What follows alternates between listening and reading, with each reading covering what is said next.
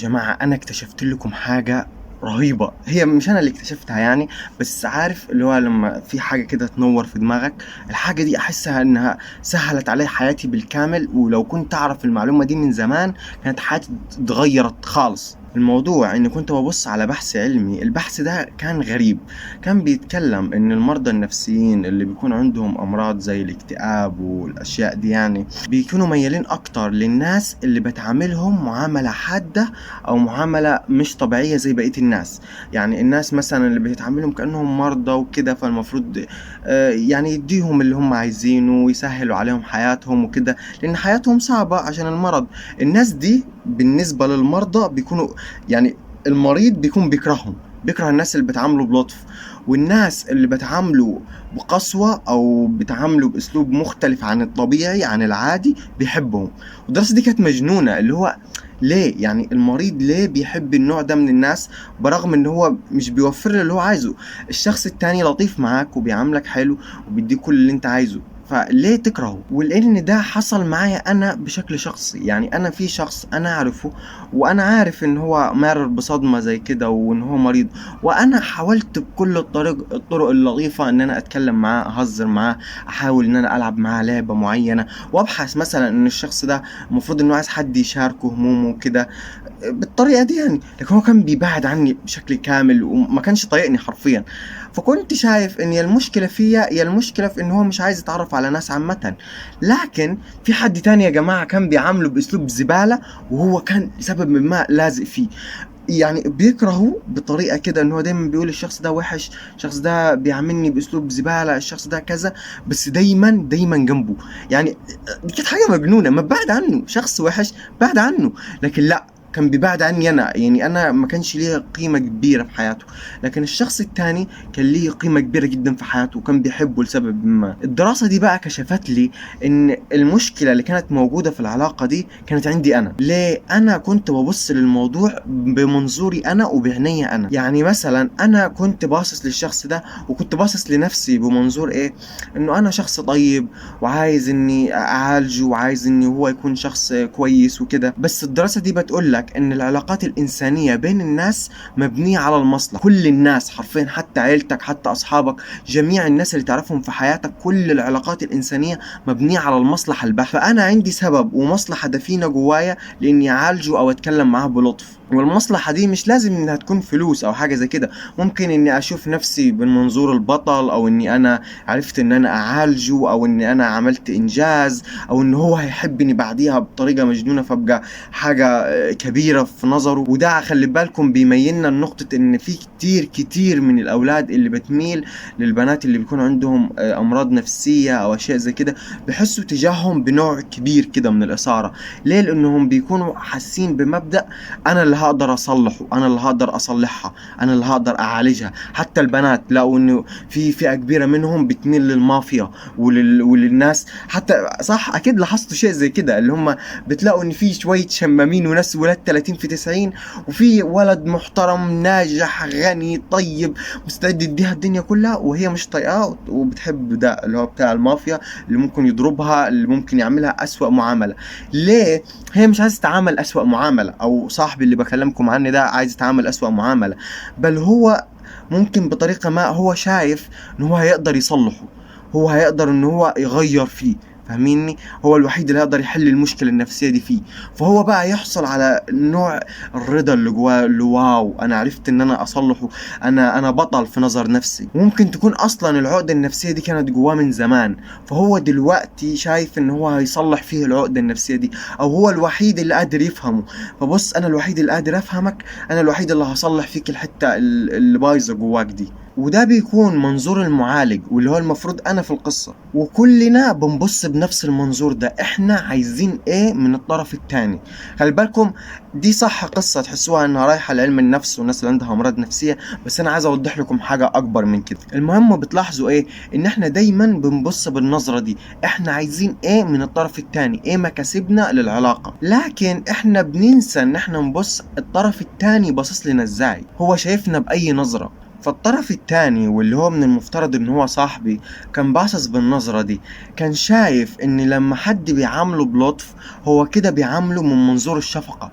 يعني مثلا هو مثلا كان في المدرسة تمام، وكان في بعض الاولاد ما كانوش اصحابه وكده، لكن لما مر بالازمة النفسية دي الاولاد دول اجتمعوا حواليه بقى وحاولوا يلعبوا معاه ويتكلموا معاه. دي حاجة ضايقته جدا، وبقى متعصب عليهم ومش عارف ايه ومحدش يتكلم معايا وكده. دي كانت حاجة غريبة علينا وعلى اهله وعلى الجميع، احنا مش فاهمين هو ليه بيتصرف كده مع انه المفروض ان هم بيعاملوه بلطف. لكن هو جواه يقول لو هم بيعاملوني بشخصيتي الأساسية لما كنت زمان ما كانوش طقوني، كانوا شافوني منافس ليهم، كانوا شافوني حاجة أكبر من كده بكتير.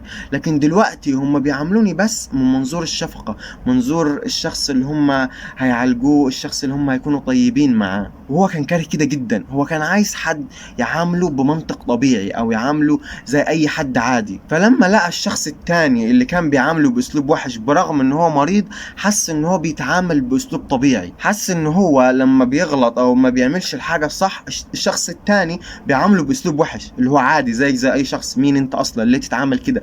بيتخانق، بيدخل معاه في جدالات، بيعامله كانسان طبيعي بكل مشاعره، مش بيفضل يعديله عشان هو مريض، مش بيمثل. وعلشان كده الشخص التاني قدر ان هو يكسبه في العلاقة. انا لما استوعبت النقطة دي من الدراسة دي يعني واكتشفت ان احنا ما بنبصش للناس زي ما احنا دايما بنبص للناس بنظرة انه احنا عايزين منهم كذا، لكن ما بنبصش هم ايه عايزين مننا. لو بصيتوا على المفهوم ده عامة ككونسبت هتشوفوا انه ده بيطبق على كل حاجة موجودة في حياتكم. لو غيرنا نظرتنا دي بقى وبصينا للعلاقة بشكل مختلف عن الطريقة اللي احنا بنبص بيها قبلا، الحياة كلها هتختلف قدام عينينا. مثلا هنشوف ان اصحابنا دول مصاحبيننا لسبب، يعني مثلا مصاحبيننا لان احنا نشبههم، او مصاحبيننا لاننا احنا بنمثل لهم الامان، او بنحميهم من حاجة، او بندعمهم ماديا، او بنعرفهم على طبقة تانية من المجتمع هم ما كانوش يعرفوها، او بنحسسهم بشعور ما هم حاسينه قبلا. هم يعرفون السبب. زي ما قلت لكم جميع العلاقات الانسانيه مبنيه على كده، اصحابك اللي في المدرسه، اصحابك اللي حواليك، حتى اهلك، لكن جواهم هم في مشاعر دفينه مدفونه، هم عارفين هم بيحبوك ليه. فمثلا هم منتظرين منك اهتمام، حب، وهكذا. لو انت ما اديتهمش ده حرفيا ما فيش سبب يخليهم يحبوك، ما فيش سبب يخليهم يعاملوك معامله كويسه. ناس بسيطه جدا اللي بتعامل الناس بناء على مبدأ انه انت قريبي فانا لازم اصل صلة الرحم، او انت حد من اهلي فانا لازم اعاملك كده، اللي هو لمجرد العلاقة. كل شخص زي ما قلت لكم المصلحة بتغلب، انا مستني منك كلمة حلوة، انا مستني منك كذا، انا مستني منك فلوس، انا مستني منك حماية، كده العلاقات. فزي ما انا حكيت لو بصيت كده لكل العلاقات هتكتشف بقى ده صاحبي ده مصاحبني عشان كذا، وانت فكر بنفسك صاحبك ده مصاحبك ليه؟ الفلان ده يعرفك ليه؟ فهمني؟ فجأة هتستوعب كده الأمور. حتى مثلا مديرك في الشغل باصص لك بأي نظرة، هو عايز ايه منك بالظبط؟ هل هو فعلا عايزك تشتغل أفضل شغل عشان الشركة، ولا عايزك تشتغل أفضل شغل عشان هو يبان بمنظر حلو، ولا عايزك تشتغل أفضل شغل علشان يكسب هو فلوس أكتر، ولا هو فقط عايز يلفت انتباه بنت ما في الشركة، ولا هو عايز ايه؟ لأن احنا زي ما حكينا بنكون باصين بنظرة معينة.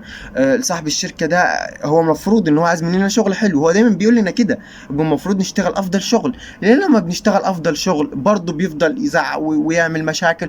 بتبقى حاجة جنونية، لكن ده بيحصل لان احنا شايفين اللي هو بيقوله. في العادة الناس ما بتقولش الحاجة اللي هي مخبيها جواها، في العادة الناس بتقول لك الحاجة اللي انت عايز تسمعها، لكن هي من جواها عايزة منك حاجة تانية اصلا. فاحنا لو انتبهنا لتصرفاتهم وهم عايزين ايه مننا بالظبط هنفهم دوافعهم الخفية، الحاجة اللي بتحركهم في الاساس. حتى اهلك برضو بتلاقي ان ابوك بيتخانق معاك كتير، واهلك بيعاملوك كتير باسلوب مش عاجبك واسلوب مش كويس، شايف ان هم اشرار بالنسبة لك، بس هم بيكونوا بيتعاملوا بنظرتهم، هو بيتعامل بنظرة اب، فاهمني؟ فممكن نظرته كأب من تعامل عيلته زمان معاه ومن المعرفة اللي هو يعرفها بيتعامل كمنظور ان الاب مثلا المفروض يكون قاسي، المفروض الاب انه يتعامل بنمط معين، لكن انت كابن شايف ان هو المفروض يعاملك بمنظور مختلف، منظورك انت بقى اللي ممكن يكون مكتسب من الغرب، ممكن يكون مكتسب بمفهوم حاجة تانية اصلا.